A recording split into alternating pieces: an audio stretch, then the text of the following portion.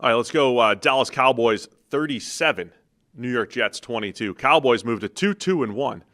No better record to describe the Cowboys than 2-2-1. 2-1. Jets 0-5, and now because of the Saints win and the eventual Titans win, the Jets are on the clock. They're 0-5. They're the only winless team left in the NFL.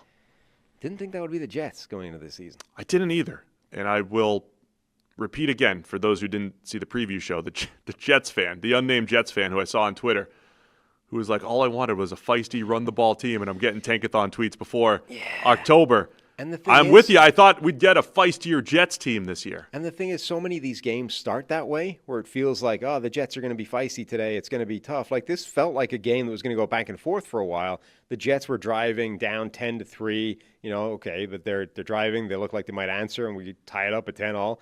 And then the ball gets punched out. Leo Fowl forces a fumble, and you're like, all of a sudden, it just starts. It's like, it's that they're so fragile that the second it goes away from them, like, it just all crumbles. They start off, and it's like, yeah, look, they're here to play today. And then one bad play just goes against them, and it's like, all right, the Jets are done there. I mean, the Jets were also coming off a Monday night game where there was a litany of errors and pre-snap penalties and everything. Yeah. Like, we always break down these games through the lens of, are you talented on both sides of the ball? Are you talented in the right spots? The fumble thing or the pre-snap penalty thing, like, we don't even try to predict those because they're very random. But if you're a team like the Jets that is, not as talented, you can't make those mistakes if you're going to be the feisty Jets team, and they are. You also don't want Justin Fields dropping back like 61 times, throwing the ball 46 times. That's not the game flow that you're looking for. But Dallas's offense, man, they've been really good, and Dak continues to play well. And they're doing it with backup offensive linemen. Yeah. They have, like, their offensive line. I mean, this is the story of the Cowboys season for me right now. Two stories. Their defense has been terrible, and we laid that out pretty well in the preview show. Mm-hmm. But they have dealt with as many offensive line injuries as any team. And they're the one team, I would say, that has not missed a beat whatsoever. If anything, they've been just as good. Terrence Steele starting at right tackle, and then their other starters, TJ Bass, Hakeem Adeniji, Brock Hoffman, and Nathan Thomas. Yes. If you put that offensive line in front of Patrick Mahomes, Josh Allen, Lamar Jackson, any of the big-name quarterbacks, you would just say, read that out and said, that's their starting offensive line. How is the game going to go? So when we're breaking down a big game, or if this was a playoff game where Josh Allen trotted out with this offensive line, be like, well, of course the Bills are going to lose. He's got no shot behind this group. But Dak Prescott, he continues to play great under pressure. In this particular game, they did block well. They hadn't been blocking well. They also didn't. And still creating offense because of Dak.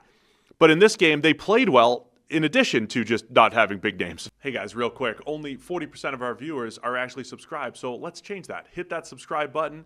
And now let's get back to the action. That group gave up 4 pressures this week. That's insane. Yeah. So, again, part of that, it's like we said with the Ravens earlier, like the Ravens defensive linemen that were playing in that game need to ask themselves some questions. Like, how did we not beat this disastrous offensive line in Houston more than we did?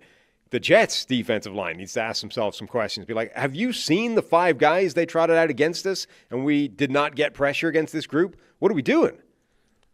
So you and I cite this all the time, how bad the drop-off is with backup offensive lines.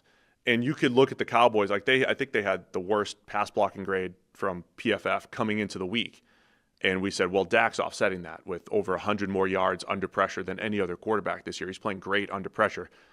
But most of the time when the backups come in, we keep saying, well, the offense takes a hit. You can't run the ball. You can't get the ball down the field. There are some plays that are just dead immediately. Dak's offset it with a great play under pressure. But the run game's been really good as well. Javonte Williams, did he have 3 total touchdowns in this game, including 1 through the air? Yeah, 2 total. But, the long run that set up the touchdown before the half, 5-yard touchdown, caught 1 through the air as well. Javonte's running the ball extremely well. Like, they're not taking a hit offensively, no matter who's out there. And it's not necessarily because the line's playing great, but in this game they did play well and above their name level. And I think that's one of the stories of the season here for Dallas and their offense. Yeah, they were missing a lot of players as well, in addition to the offensive line. Obviously, you've got no CeeDee Lamb, so you've got George Pickens is the number one target left standing, but Ryan Flournoy was making plays. Flournoy, I think is how they're pronouncing his name now. Flournoy. Flournoy. I liked him as a prospect coming out. It's kind of cool to see him get some opportunities now. He sort of jumped up the depth chart, like jumped guys like Jalen Tolbert. But he was making a ton of plays. They had him, I mean, he had like 150 combined yards or something. He was nuts. So they're getting plays from everywhere. Javonte Williams looks really good. That one play, the long run, it's like, okay, the only thing he doesn't have is top speed. Like really tops out pretty quickly and then gets run down from behind. But man, averages, like he's incredibly effective in this offense. Another beauty of a touchdown, Dak to George Pickens for 43 yards. That really put the route on. That was the Pickens against Sauce Gardner. Like that was like the Richard Sherman against Brandon Marshall game where it's just prison rules. We're not going to call anything. Just go for it, both of you. I love it. Fight it out all the way down the field, and one of you is going to make the play at the end. And Pickens did. Yeah, it was a great play. So it has me thinking. The way Pickens has been playing these last couple of weeks, he only had the 2 catches. They didn't need him a ton. But, man, if you keep him on point and add CD Lamb back, it could be really dangerous offensively. Now, the trouble there is if you do get caught up and, CD needs his 15 targets per game, we know Buffalo seemingly got better on offense when they lost the high target player in Stephon Diggs and spread the ball around or whatever. But so you got to figure out how it all works. But if George Pickens is playing high-level football and CD Lamb's back on the field, this is a very dangerous passing attack, especially if they're mitigating having second and third stringers on the offensive line the way they have been. I mean, I think the bigger problem is that offensive line is still an issue on paper, and eventually you're going to run into a defense that's able to exploit it the way that the Jets weren't.